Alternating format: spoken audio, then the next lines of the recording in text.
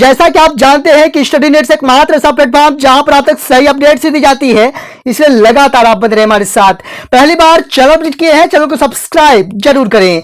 लगातार अभ्यर्थी परेशान स्थितियों में है कि आखिरकार 2019 के बाद से जितनी भी भर्ती प्रक्रिया संपन्न की जा रही है वह सभी भर्ती प्रक्रिया 87-13% आरक्षण के तहत संपन्न की जा रही है। कहना यह है कि ओबीसी आरक्षण जो कि 27% दिए जाने को लेकर माननीय न्यायालय में जो प्रकरण है वह विचाराधीन है और इसे लेकर एक महत्वपूर्ण अपडेट्स देखने को मिली है। मैं आपको बता दूं कि इस पर जैसा कि 2019 के बाद से जितनी भी भर्ती प्रक्रिया मध्य प्रदेश अंतर्गत संचालित या की गई उन सभी को 87% के तहत की गई।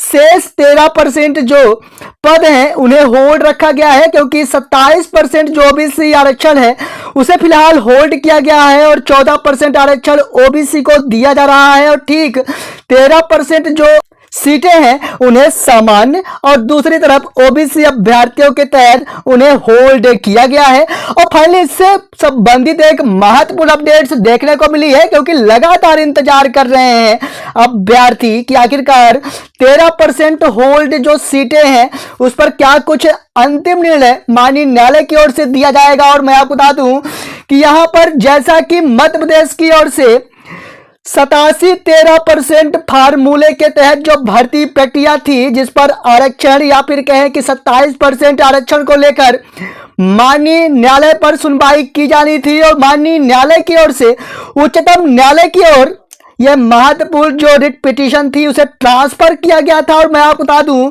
कि यहां पर मध्य प्रदेश में ओबीसी आरक्षण पर माननीय उच्चतम न्यायालय यानी माननीय सुप्रीम कोर्ट की ओर से यहां पर फैसला लिया जाएगा। एक महत्वपूर्ण अपडेट्स देखने को मिली है। मैं आपको बता दूं कि यहां पर जो कि ट्रांसफर पिटीशन थी उसे माननीय उच्चतम न्यायालय यानी माननीय सुप्रीम कोर्ट की ओर से स्वीकार कर लिया गया है और यहां पर पक्षकारों को यहां पर नोटिस भी दिया गया है। और अगर हम इसके बारे में देखें तो 14% जो कि आरक्षण दिया जा रहा है और इसे बढ़ाकर 27% किए जाने को लेकर यहां पर माननीय उच्चतम न्यायालय की ओर से इस पर निर्णय लिया जाएगा। और आज के दिन ही माननीय उच्चतम न्यायालय यानी माननीय सुप्रीम कोर्ट की ओर से ट्रांसफर याचिका को मंजूर करते हुए सभी पक्षकारों और साथ ही में मध्य प्रदेश शासन को नोटिस भी जारी कर दिए गए हैं और इस पर अगली जो सुनवाई है वह अक्टूबर महीने में संभावित कराई जानी है।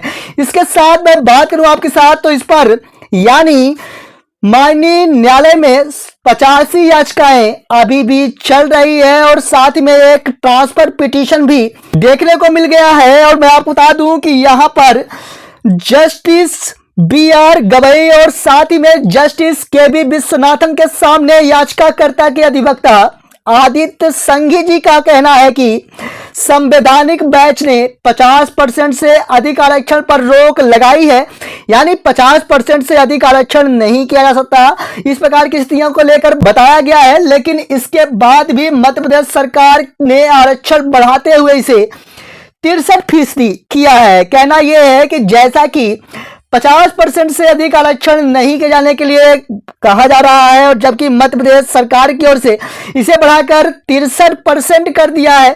उन्होंने कहा कि मराठा आरक्षण में भी अतिरिक्त आरक्षण को माननीय सुप्रीम कोर्ट ने अमान्य किया है और इसी तरह 50% जो आरक्षण है बिहार में भी अमान्य किया जा चुका है।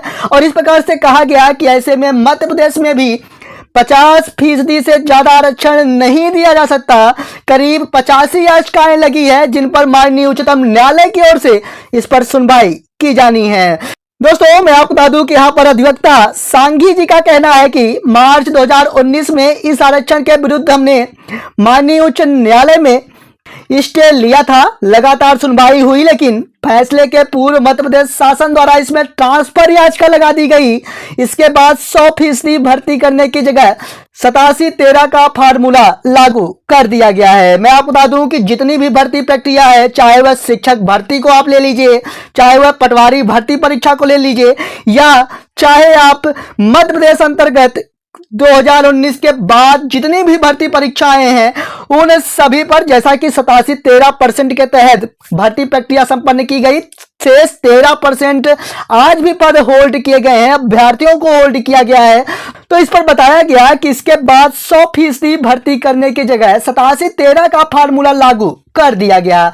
माननीय हाई कोर्ट में अगर यह मामला जाता है तो माननीय हाई कोर्ट सुनवाई करेगा और जो भी फैसला आएगा एक बार फिर से उसमें मामला माननीय सुप्रीम कोर्ट में ही आएगा। इससे अभ्यर्थी और परेशान होंगे, इसलिए निवेदन है कि माननीय सुप्रीम कोर्ट इस मामले में पूरी सुनवाई करे और फैसला दे।